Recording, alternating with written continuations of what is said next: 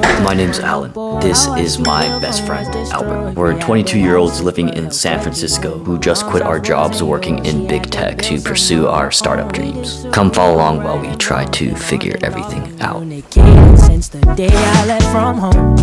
2 months ago, Albert and I left our jobs at Amazon and Disney+. I'm naturally pretty self-doubtful, so life's been scary lately. After I graduated college, the harsh reality of the corporate world boiling your worth down to one number really messed with me, which is a huge reason why I quit. Honestly, a lot of the times it feels like we have no idea what we're doing, but that's a part of what makes it so fun. We're learning every day and at our own choice. That being said, welcome to a day in the life of a software engineer, Startup Edition, or whatever I end up titling this video. Also, Brent, I got the craziest headache right now. So yeah, we're just going to start off this day by working on some customer work. We have to prepare for a demo on Tuesday, so I'm just going to be working on that. There's always space for you, 'cause as we get older, it's hard to reach understanding. See life for no blending.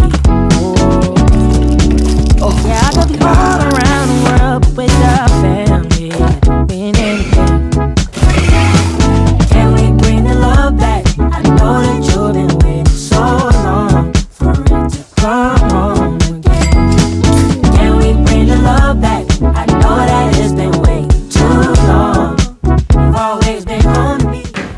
Alright, while I eat the most bare-bones sandwich in existence, I thought I would introduce myself, what I do, quickly and as clearly as possible.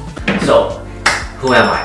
My name's Alan Wang. I graduated UCLA class of 2022, and now we're in the Bay Area working in big tech. What do I do?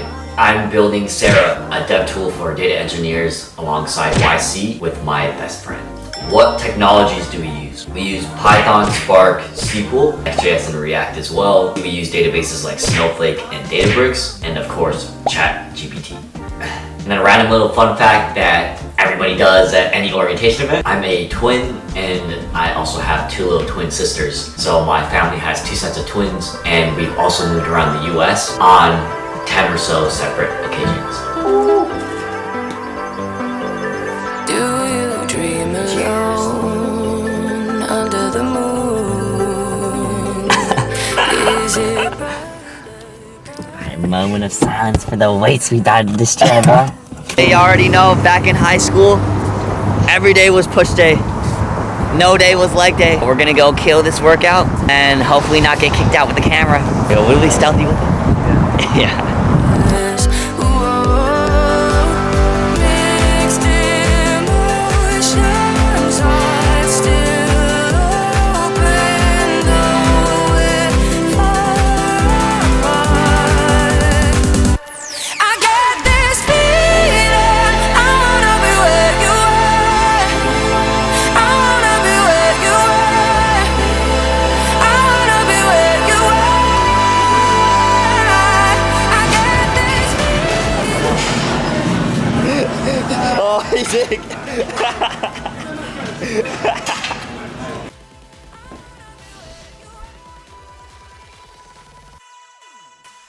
Oh, look at this sexy man in his habitat. Yo, what are we doing, Albert? Dim sum. Dim sum, baby. What mode do you normally shoot? Manual. What is it? Manual. Manual, always manual. You always do manual. You know, we're gonna go walk, 10 minutes to this bomb-ass dim sum place by watching the most exciting, skilled fighters in the world. Yeah, boy. Jake Paul versus Nate Diaz. Yeah. I miss you in the basement, but your brother was a good substitute for you.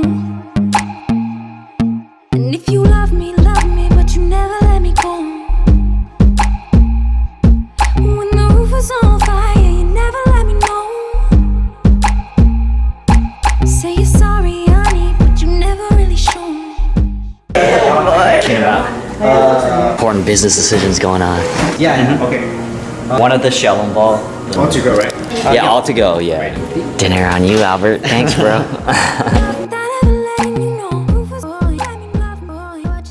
Biggest difference between startup life versus software engineering at Amazon? Scope, you can work on the entire product from the beginning to the end, front end, back end, how to market it, all this stuff. What's like the biggest thing that you miss? There was clear direction in terms of what the right thing to do was. And then I think like a lot of the times we spend some time working on stuff that might not actually be useful. Sometimes we'll be like, all right, we think that this is the direction to go, and then you just have to get used to scrapping it if it doesn't work out.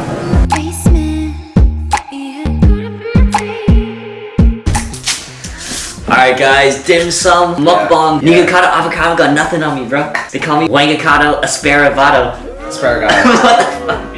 Alright, so a little story time. The adventures of me and Albert. Peak COVID 2020. We just decided, let's go to Austin, Texas.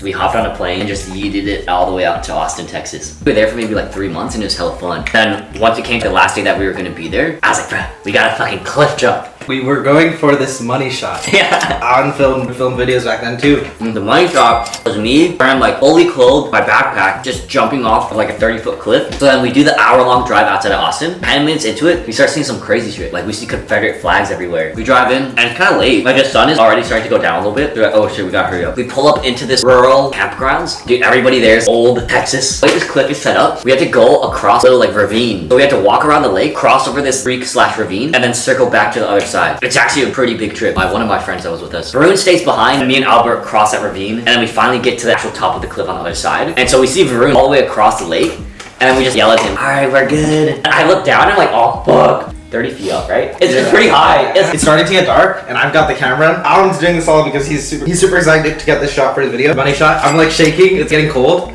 I'm shaking. I'm looking at the camera. At this moment, I was like, "This is not the money shot." Because I look at the camera and I see it's all dark and gray. You can barely see a person like, standing next to the rocks. It was a high jump actually. From the angle I was taking it, I didn't really look that tall.